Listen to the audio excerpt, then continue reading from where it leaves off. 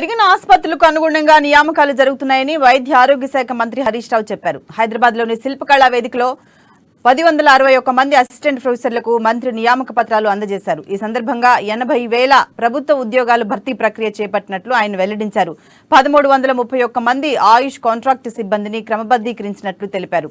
ప్రభుత్వ వైద్యం పటిష్టతకు కొత్త మెడికల్ కాలేజీలను ఏర్పాటు చేస్తున్నామని, సీఎం కేసీఆర్ కృషితోనే ఆరోగ్య శాఖ బలోపేతమైందని మంత్రి హరీష్ రావు స్పష్టం చేశారు.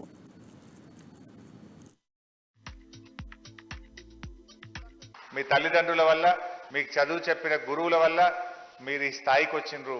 మీరు ఈరోజు ప్రభుత్వ ఉద్యోగాల్లో చేరుతా ఉన్నారు. ఇలా గౌరవ ముఖ్యమంత్రి గారు వైద్య ఆరోగ్య శాఖను ఎంతో పటిష్టం చేయాలనే లక్ష్యంతో ఈ రోజు మన రాష్ట్రంలో పెద్ద ఎత్తున ప్రభుత్వ మెడికల్ కాలేజీలు ప్రారంభించడం, కొత్తగా ఆసుపత్రులు నిర్మించడం, అదే ప్రక్రియలో భాగంగా డాక్టర్లను, స్టాఫ్ నర్సులను, పారామెడికల్ సిబ్బందిని పెద్ద ఎత్తున మన రాష్ట్రంలో నియామకాలు చేస్తా ఉన్నాం.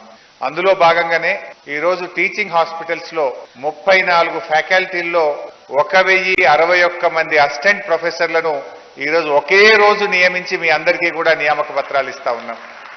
ఇందాక మా డాక్టర్ గారు ఒకరిద్దరు మాట్లాడుతూ, ఐ థింక్ హితేష్ గాని, రేణుక గాని, విజయలక్ష్మి గాని మాట్లాడుతూ ఒక మాట అన్నారు. ఇది రాష్ట్ర చరిత్రలో రికార్డ్. అసలు ఇంత పారదర్శకంగా, ఇంత వేగంగా ఇన్ని ఉద్యోగాలు ఒక్కసారి ఇవ్వడం అనేది మన రాష్ట్రంలో రికార్డ్ అన్నారు. మీ తల్లిదండ్రుల వల్ల, మీకు చదువు చెప్పిన గురువుల వల్ల మీరు ఈ స్థాయికి వచ్చిండ్రు. మీరు ఈరోజు ప్రభుత్వ ఉద్యోగాల్లో చేరుతా ఉన్నారు. ఇలా గౌరవ ముఖ్యమంత్రి